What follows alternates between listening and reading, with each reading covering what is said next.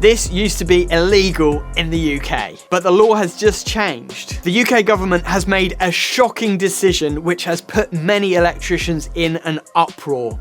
They're trying to allow plug-in solar systems in UK homes. I've seen tons of comments all over social media from electricians who are enraged by this. They think it's a terrible idea and extremely dangerous.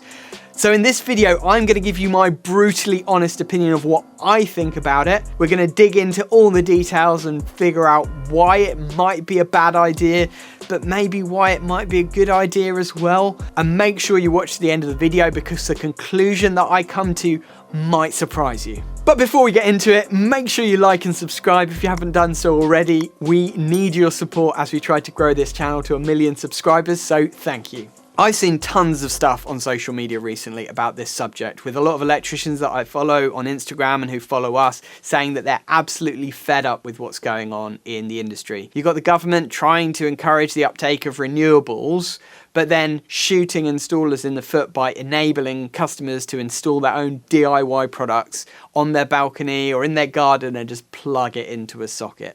And I get how they feel. As a solar installer myself, I can see what's going to happen, with many customers thinking, well, why would I buy a system from an expensive installer when I could just sling a few solar panels in my garden and plug it in to a socket?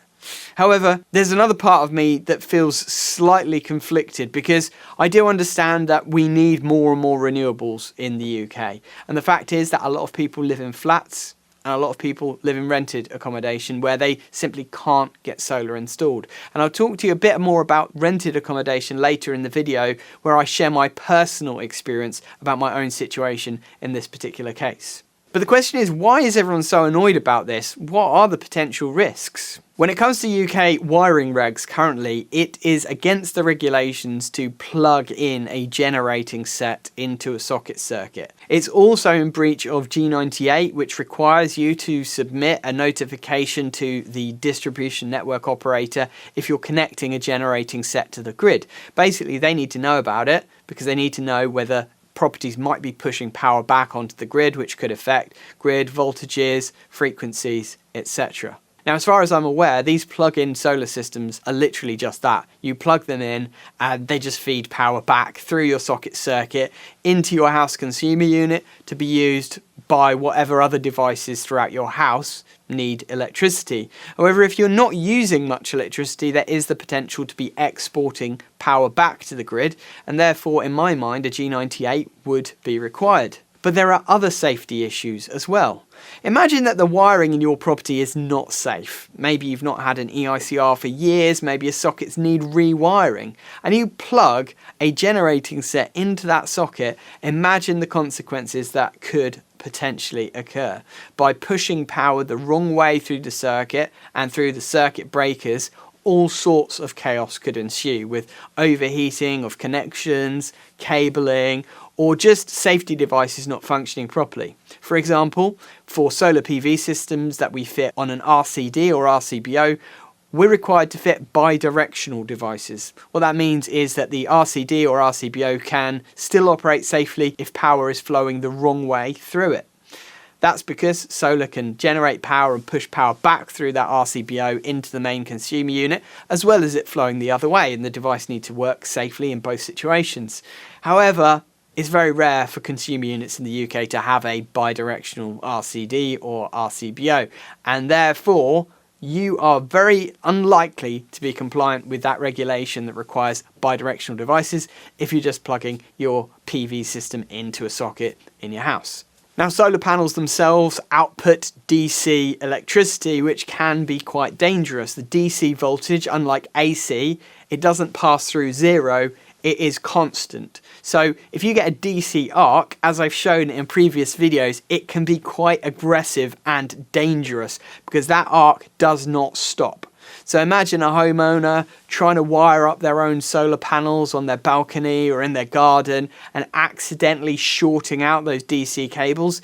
It could cause serious burns, potential fire risk, and electric shock. The reality is that your average homeowner is not trained to be working with electricity, and Although these kits are supposedly designed to be fitted by DIYers, the reality is, if not done properly, it could be very dangerous. In addition to that, most of them are going to come with some kind of battery setup. Usually these units are a battery and inverter built into one, like a home power bank or a portable power station that you can plug solar panels into. And that battery, again, may or may not be compliant with the product manufacturing regulations in the UK. I can see floods of these pouring into the country from very cheap, unreputable manufacturers, and potentially a massive fire risk on our hands. Think Grenfell 2.0, when a lot of these devices are getting plugged into people's homes, generating solar, and eventually catching fire. Now, I'm not scaremongering, but that's the reality. When a market opens up for the first time and manufacturers see an opportunity to sell a huge amount of product, often untested, cheap products end up flooding into the market that are not really approved, and that's where major safety issues can occur. Now, it's a bit of a grey area as to how illegal it really is to fit plug-in solar right now. In fact, I can almost guarantee there's probably loads of people out there who've already got systems like this working. They've just not told anyone about it. In fact, we even did a bit of a naughty test here just for a few hours where we strung up a load of panels along the outside wall of the building. We tested some broken panels and we put a 13 amp plug on the end of a solar edge inverter and plugged it into a socket, and it worked. It fed power back into the building. Now, obviously, we did that under strict test conditions as competent and qualified people, just as a bit of an experiment. And you can watch that video. I'll leave the link up here on the screen somewhere later. It was quite an interesting test. But the reality is, okay, it's not allowed, but how strictly can they enforce this stuff anyway?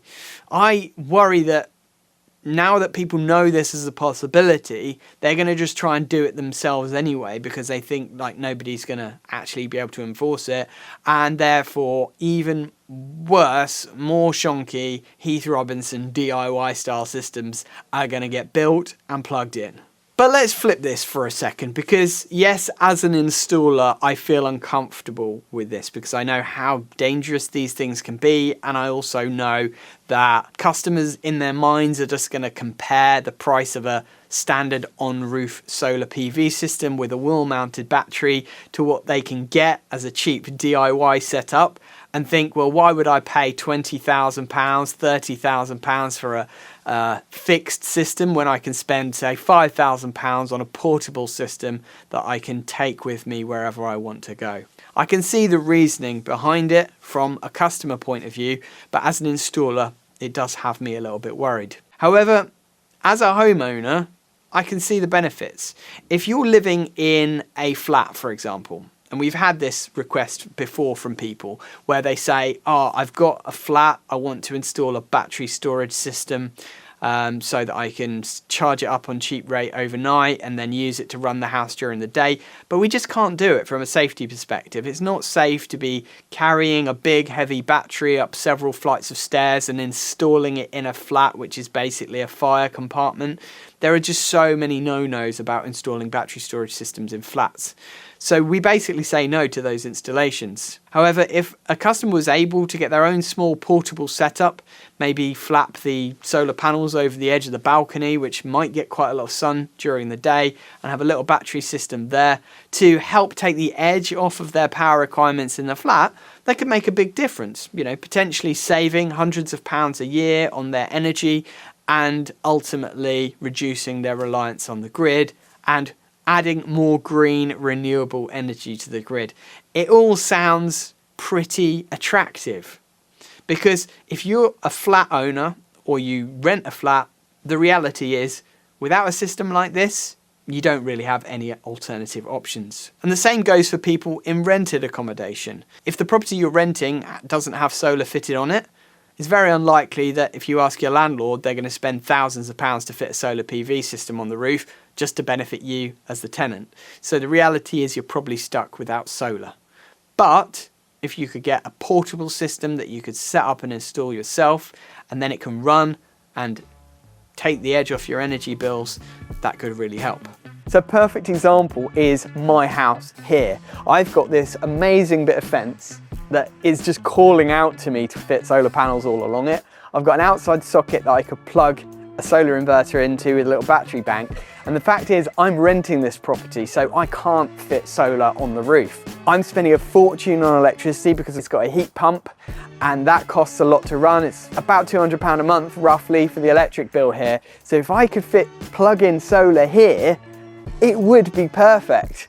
And this is my dilemma, is that although as an electrician and a fixed solar panel installer, I feel like this is a really bad thing to do, from a personal homeowner renter point of view, I totally get it.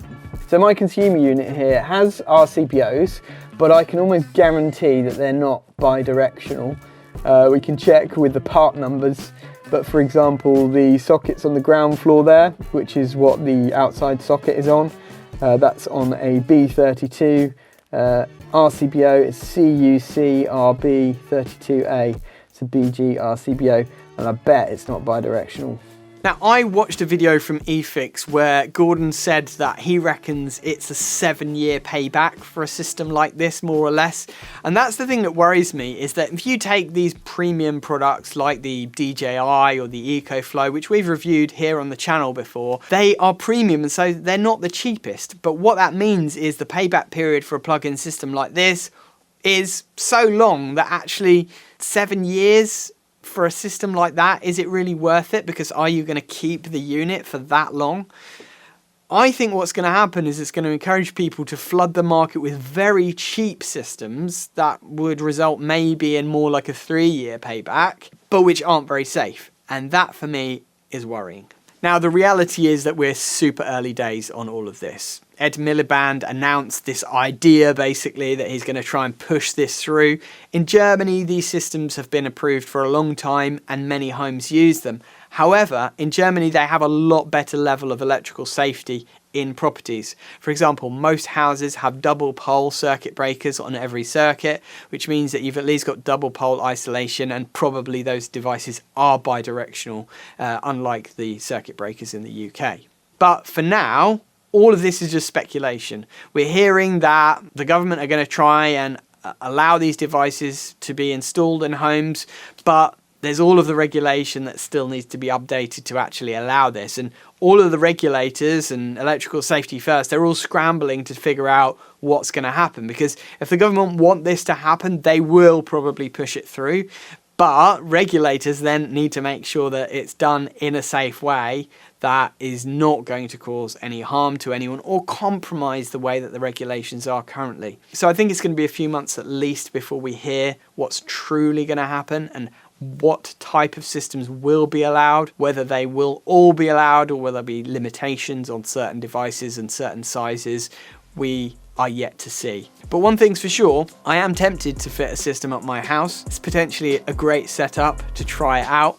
So stay tuned and make sure you subscribe, because we will be doing an experiment video at some point on the channel to see how these systems actually work in real life. Anyway, let me know what you think in the comments. Are you a homeowner who would benefit from a system like this? Are you an installer who thinks this is a terrible idea? I'd love to hear all of your thoughts in the comments below. And if you haven't subscribed already, it really helps if you join us on our journey, because we're going to be posting loads more cool videos about these kind of subjects in the future.